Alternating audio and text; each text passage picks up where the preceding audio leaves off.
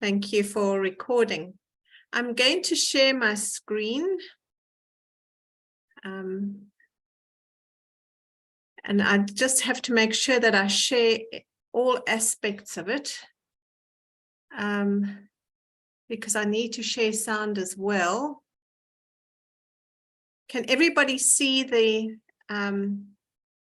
new slide?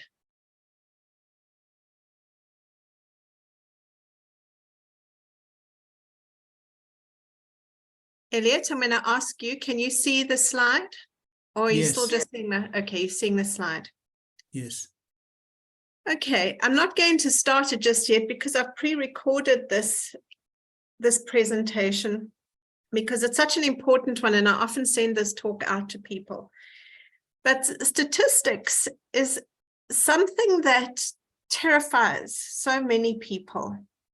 And we tend to put all our trust into statisticians and ask them what to do with our research.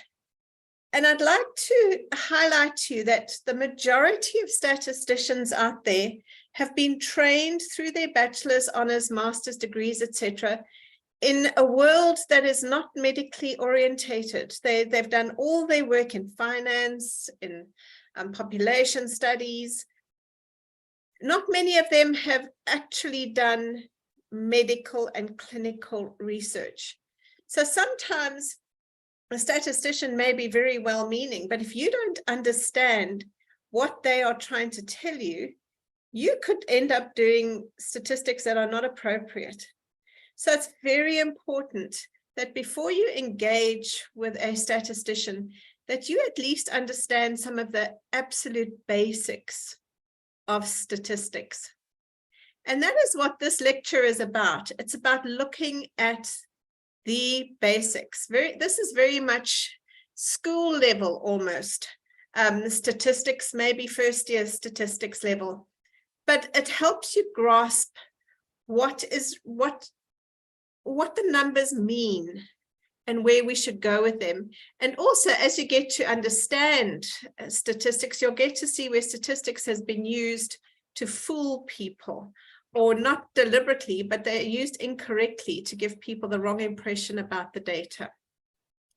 So I'm going to start this presentation, and if you do not hear my voice, please interrupt because it has got a voiceover. Right. Good afternoon and welcome to our talk on understanding variables. Can you hear? Statistics. Yes. You'll be required to provide some detail in your protocol on how you plan to analyze your data. The data analysis plan does not have to be cast in stone. Before you start planning your data analysis, it is important to be familiar with the key concepts that we're going to describe in this talk. These are the scales of measurement, normal and non-normal distribution, independent or paired groups, and independent or dependent variables. Sometimes researchers have not yet developed an understanding of the language of statistics, and the term a variable can be quite confusing. So let us just explain what a variable is. A variable is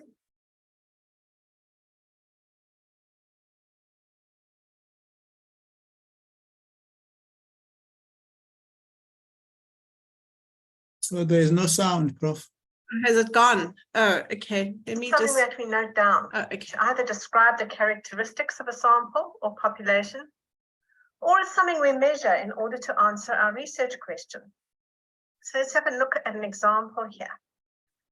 If our research question is, how diagnostically accurate is B2M in detecting peripheral arterial disease in patients who have diabetes and various degrees of renal function, we will measure at least the following variables to answer this question: the B2M, the toe blood pressure index, and the estimated glomerular filtration rate. When we describe the participants of our study, we are going to note down the following variables: their sex, age, race, whether it's type 1 or type 2 diabetes. In our clinical studies, much of the demographic data looks like this particular data collection sheet. We'd be looking at age, sex, race, marital status, number of children, employment, level of education, total monthly household income, depending, of course, on what your research is about. What I'd like you to notice here is that some of these variables give you 2 options. Some of them give you more. Some of them, the options mean something. And in others, what's required is a mere number. So we saw the differences in the last slide on what the variables could look like. So we're going to get into key concept 1, the scales of measurement. The type of variable influences the type of statistical analysis that we're going to apply later on in our study.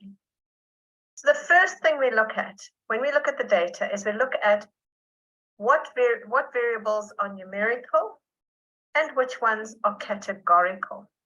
Now it's easy to remember the difference. Numerical is number.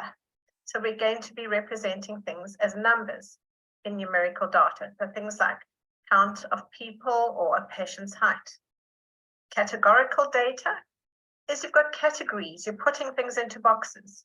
And these things are things like HIV positive or negative, marital status, or severity of disease.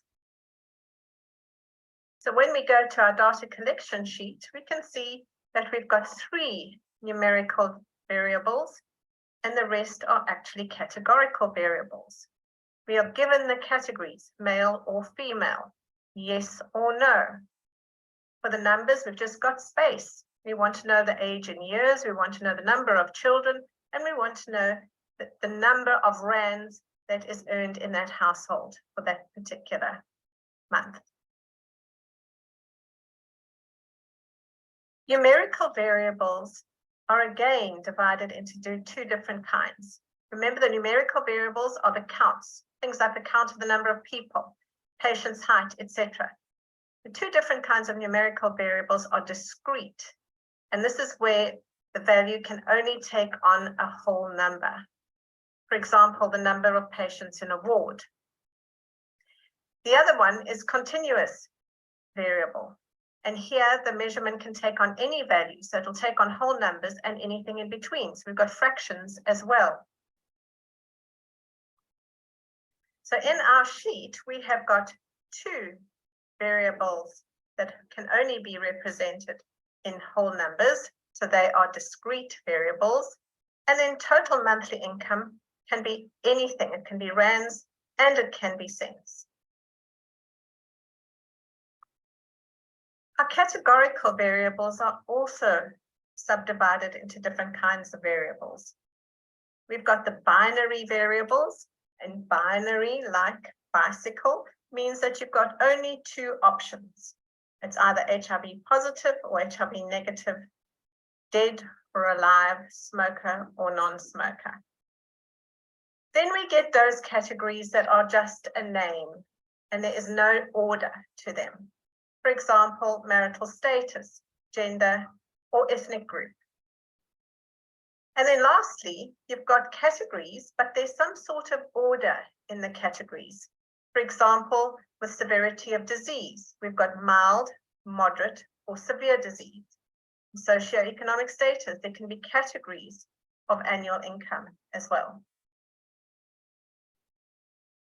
So our data collection sheet has all 3 of these kinds of categorical data. The male and female and yes and no are clearly binary. The race and marital status is nominal, but the level of education from no schooling to attended college or university is definitely ordinal. There is some sort of order in those different categories. The way we summarize our data is different for categorical and numerical data. When we've got categorical data, we're going to count the number of observations in each category. We'll then calculate the percentage, give us a relative frequency for each category. And if there are several categories, we'll create a bar chart. Always make sure that the numbers in the categories add up to your sample size. So our summary statistics for sex, if we've got 100 people in our sample, we can say 50% were male. It stands to reason the other 50% were female. When it comes to race, in the same sample, we can say 80% were black, 1% were colored, 12% were Indian, and 3% were white. For marital status, we can say 45% were married, etc. For level of education, we will create a bar chart. And as you can see, there are spaces between the bars to show that this is not any data that actually is linked to the next bar. It's always very good practice to create a summary table after you have designed your data collection sheet. This will help you down the road when you're doing your statistical analysis. In fact, I'd like to suggest that you keep this on one of the pages of your Excel sheet to refer to all the time. So in our case, we have age was definitely numerical, discrete. Sex was binary. It could end up being categorical if we added any other options from the LGBTQ or prefer not to answer options. Race was categorical or nominal. Marital status also categorical, nominal. Number of children, numerical, discrete. Employment was binary. Level of education was ordinal. And the total household income was again numerical, and it was continuous. It's important to note that the way data is recorded could mean that the same variable might be different in different studies. For example, age could also be categorical ordinal if the data is taken down in age groups rather than in precise age in years. If marital status is represented as yes or no, it will become binary. And total monthly income could be categorical ordinal if the data is requested in the form of income brackets. Another thing to note is I've been to workshops where the word continuous is used in the place of numerical and discrete is used instead of categorical. So how do we summarize numerical data? And here we go on to key concept 2, which is the normal and the non-normal distribution. We look for measures of central tendencies. In a normal distribution, as the one we see at the top here, you can see that we have a bell curve. This is where there is an even distribution of people across a range. Where this does not occur, where we have more people towards the smaller measures or more people towards the larger measures, we get a skewed distribution. If the tail is on the right, then we have a positive skew. If the tail is on the left, it is a negative skew. So we have a non-normal and a normal distribution. In the normal distribution, our mean and the mode and the median all occur at the same point. However, in your non-normal distributions, your mode, median, and mean will occur at different points. And this is very important when we come to look at statistical tests. We also have to look at the way the data is dispersed around the mean. We have to look at the range of the data, which is the amount from the smallest to the largest value. And we look at the interquartile range, which is where 25% occur all the time. And then we look at the standard deviation, which is a calculation that we'll go into just now, that shows the amount of variation around the mean squared from the variance.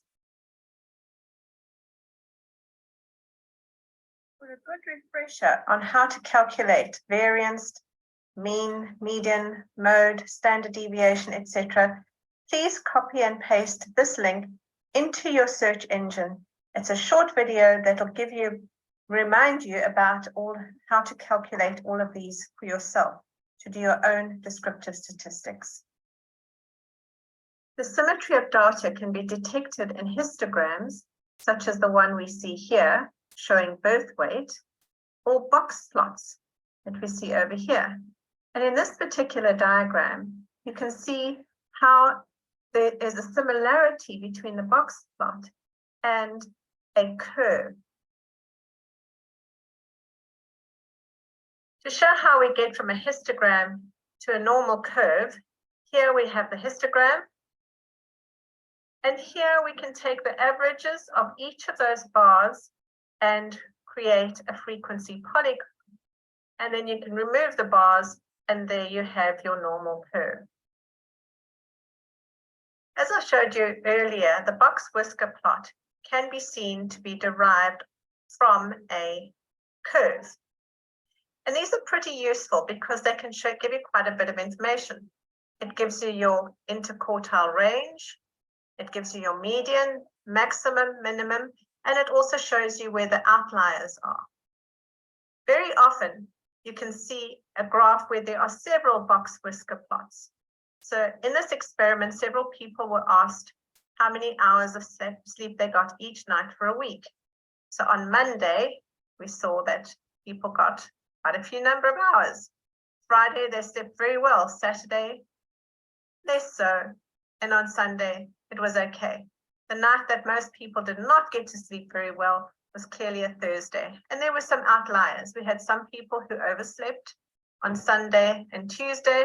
And on Thursday, there was somebody who got hardly any sleep at all. Let us move on to key concept number 3, where we're going to be comparing paired or independent groups. And this is where we'll be testing a hypothesis. There's clearly a comparison. If you're going to compare a variable in a single group or between groups, you need to be clear in your procedure in order to select the correct statistical analysis.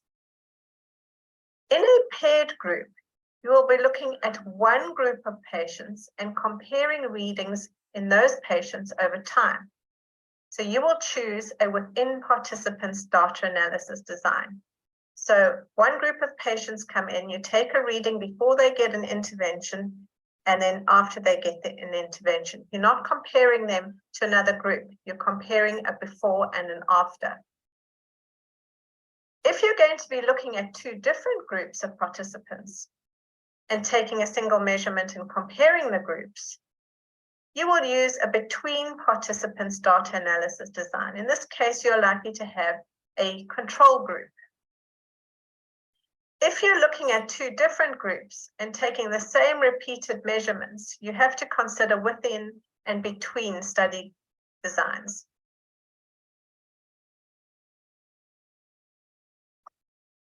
Now let's look at our fourth key concept, the difference between an independent and a dependent variable.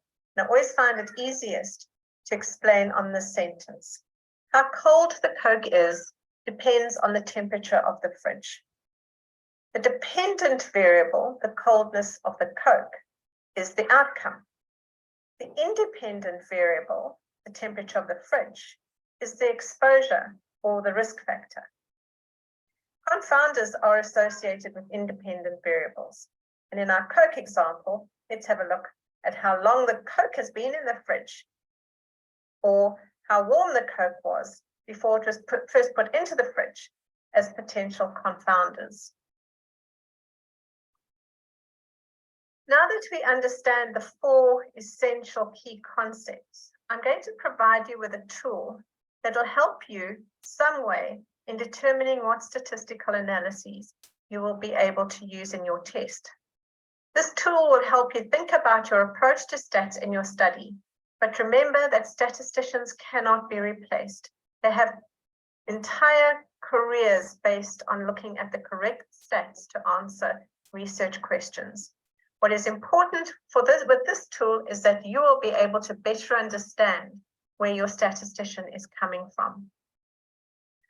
Where we're going to be doing a purely descriptive study, where we are not doing any hypothesis testing, and our variable is categorical, we are going to merely present the data in frequencies, relative frequencies, confidence intervals, and bar charts. If our variable is numerical and normally distributed, we'll give the mean, standard deviation, range, confidence interval, error bar chart, or a histogram. However, if the variable is non-normally distributed, then we'll give it the median, the interquartile range, a range, and a box whisker plot. If we're going to be testing our hypothesis, but we are not comparing groups, and if we are not looking at relationships between quantitative variables, then we'll do a cluster analysis or a factor analysis. But if we are looking at relationships between quantitative variables that are normally distributed, we'll look at a Pearson's correlation or linear regressions. If, however, they are non-normally distributed, we would use a Spearman's correlation. If we are testing a hypothesis and are comparing groups, and the groups are paired, and there are two paired groups, and the dependent variable is categorical and binary, we would use a McNemar's chi-square test. If it's an ordinal variable, then we'd use the McNemar-Bowker chi-squared. If, however, the dependent variable is numerical and normally distributed, we'd use a paired t-test. And if it's non-normally distributed, we'd use the Wilcoxon-signed ranks test. If we have more than two groups in our hypothesis test, and the dependent variable is categorical, then we could use the Poisson regression, a generalized linear model for binomial family, or generalized estimating equation. If the dependent variable is numerical and normally distributed, we'd use repeated measures ANOVA or generalized linear models. And if it's non-normally distributed, a Friedman test or a survival analysis. If we are testing a hypothesis and you're comparing groups and the groups are independent, you will have to list the nature of the variables according to their scales of measurement. As I mentioned, we should have done very early on in our protocol, as well as if they are dependent or independent variables. So once we've listed our independent variables, if they're categorical and binary, let's call them 1. Categorical nominal, 2. Numerical normally distributed, 3. And numerical non-normally distributed, we give them the digit 4. If your dependent variable is categorical and binary, let's give it A. If it's nominal, B. If it's numerical and normal, C. Numerical and non-normal, D. And let's see what we're going to do with those. Put them. So let's combine the independent and the dependent variable allocations, and we get everything from 1A through to 4D. And these are the kinds of tests that you would be using. I hope that this talk has given you some confidence in knowing that you can understand statistics, that you are able to have a conversation with a statistician, and that you'll be able to write up your results and discussion with confidence in your statistics. Now you will go and find a beginner's course in statistics, and you will know the difference about when an ANOVA is used, when a t-test is used, when a Spearman's is used, etc. I'm now open for questions. Right, I'm now back with you. Are we all together again so we can have some discussion?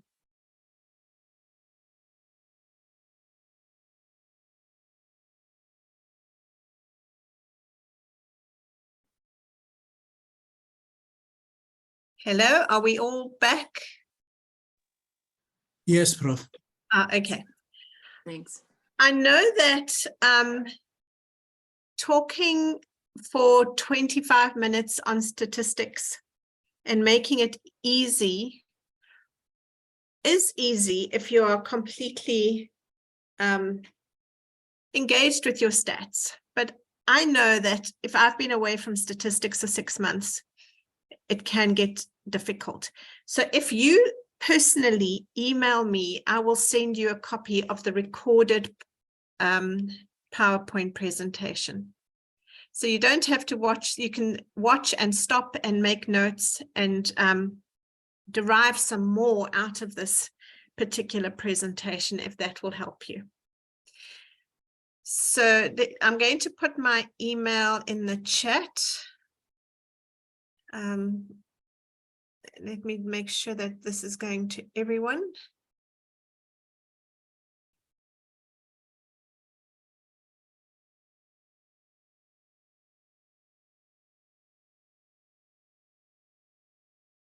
Okay, so if you email me, I will send that to you. I'd like to talk very briefly about sample sizes. Now, this is not a simple task to talk about. Sample sizes are required for almost every protocol and any study that you're going to do. But these can be derived very differently. And in many cases, you will need to go to a statistician, and the one thing they're going to ask you is what is the effect size? And they're going to ask you for data that comes from the literature as well.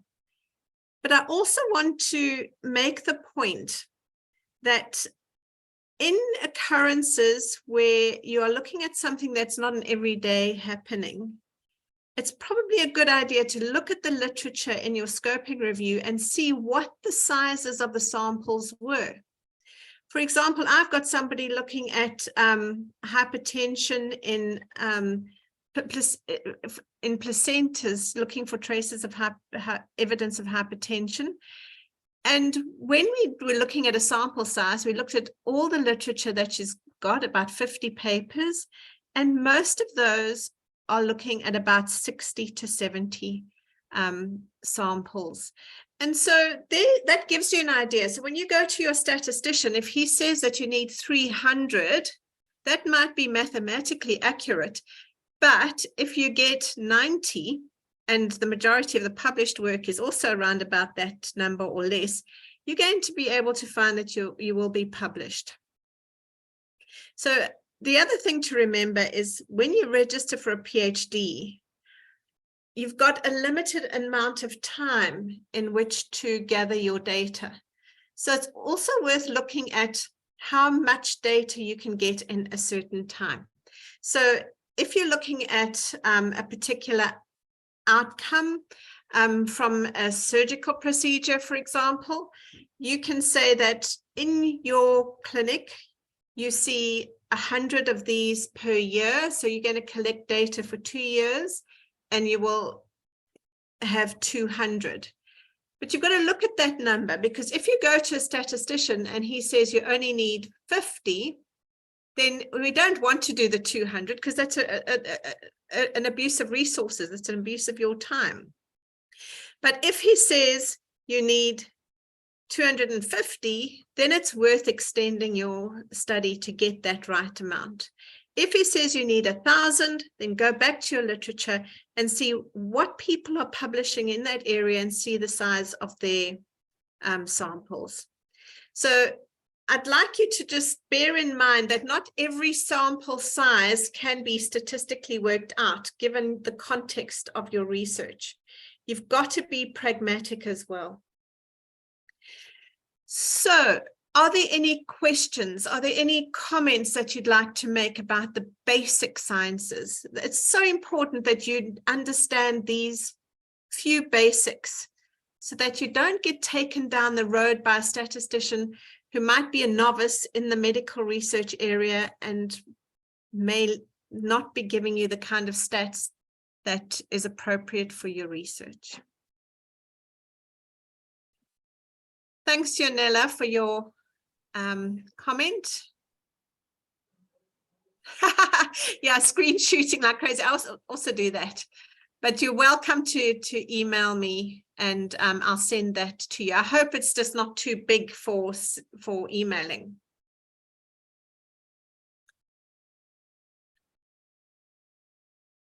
Richard, I see you were on the talk as well. Do you want to make any comments about knowing the absolute basics? Why it's important that when you're doing research to know the basics?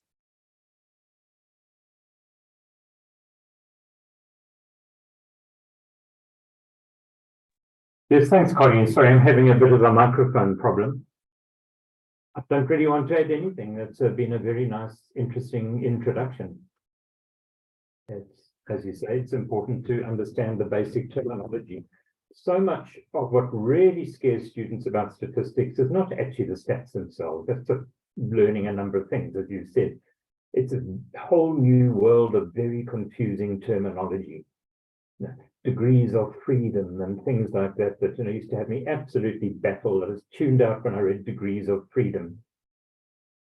Basically, you just have to know it's a sample size -1, And so once you get to understand the terminology, it's not nearly as mysterious and scary as it seemed.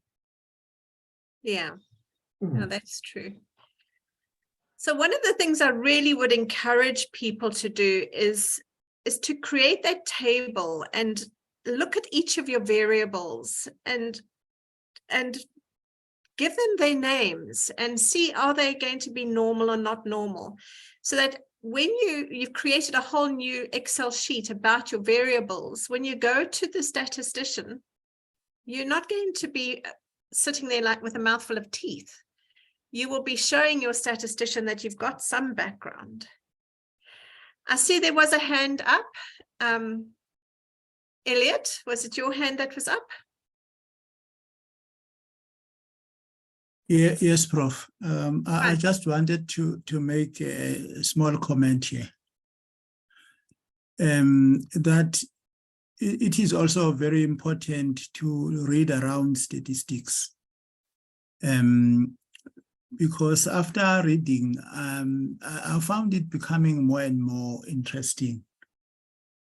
Because you get to know, like,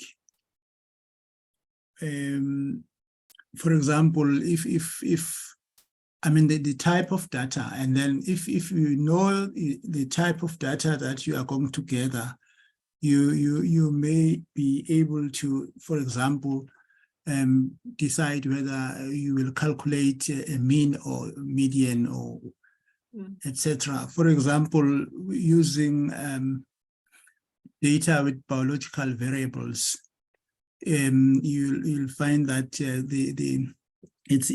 that's where you can calculate the mean value, and so it becomes more and more clearer as one keeps on reading around, about all these measurements. Yeah. That's true, and it's also practicing with your data. So the start is taking your data collection sheet and converting those variables into little stories about what kind of variable they are and what they can be used for and how you would present them. Now I'm going to share a personal story for you. I did a stats course for the first time. Well, first year varsity, which was a long time ago, over 40 years ago. But when I was doing my master's about 20 years ago, we did a specific course where we got the basics first. And even at that level, I was completely confused, but I kept practicing. And my mentor was also the lecturer. And he kept giving me examples to go through, and he kept throwing things at me about numbers. And one day we were having lunch together, and I said to him that for the first time, I could see the numbers actually speak to me. And he was absolutely overjoyed because that moment had come. And that moment only comes when the numbers start to speak to you, when you start seeing a meaning in these statistical numbers. That can only come with practice. And so I do urge you to do as much practice with your stats, play with your stats yourself. Go to your statistician. Yes, they are the people who are trained to look at your data, but also try and do some of it yourself. Yanela, I see you've got a hand up. Please unmute. Thank you, Prof. I also have a bit of a personal story. So yeah, when I was putting together my protocol, I had written this fancy passage on how I'm going to analyze my data statistically. And my supervisor read and thought, you know what, maybe just check this out with a statistician. So I made an appointment with a biostatistician, and then I went. So where I'm going with this is to show how important a session like this is, where you approach a statistician with the basic knowledge. So when I was there were questions that were thrown at me that I couldn't handle. And simple things like, so will we be looking for p-value? Are you testing null hypothesis? I was like, what? I don't know what you mean. I put together this passage by listening to YouTube and reading as Elliot was suggesting, and I thought it's making sense. However, I need a statistician's opinion now. So that consultation didn't really bear much because I had no proper understanding, not even proper basic understanding, because she needed me to guide in some areas and I was not able to. I went back to reading. I ended up seeing that it makes sense and it was approved. And now I'm at the beginning of my data collection. And I'm very happy that there's this session to refresh everything. So I can remember, why did I say I was gonna do this in this particular way? So thank you so much, Prof. I will send an email. I really do need to make notes and look at my protocol, what I had outlined, and look at what variables am I envisaging to find. Thank you, Prof. Okay, and you start to have a lot of fun when you it's like doing a crossword puzzle, trying to figure out what you're going to be doing with your data. And getting back to a point that Professor Heft and I always make is one thing knowing what data you've got. The most important thing to know is what your research question is. And very often when we ask a student at the first interview, what is your research question? They find it very hard to articulate that. So when you start looking at your stats, make sure that you do know what your research question is going to be all about. I want to make the point that this particular lecture is very, very basic and leads onto a course that Professor Heft gives a couple of times a year.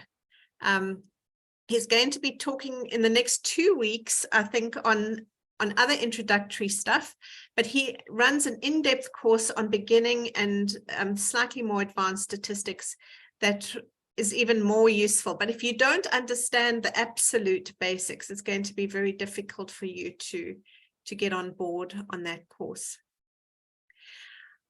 Okay, we've still got a bit of time. Are there any other comments or questions?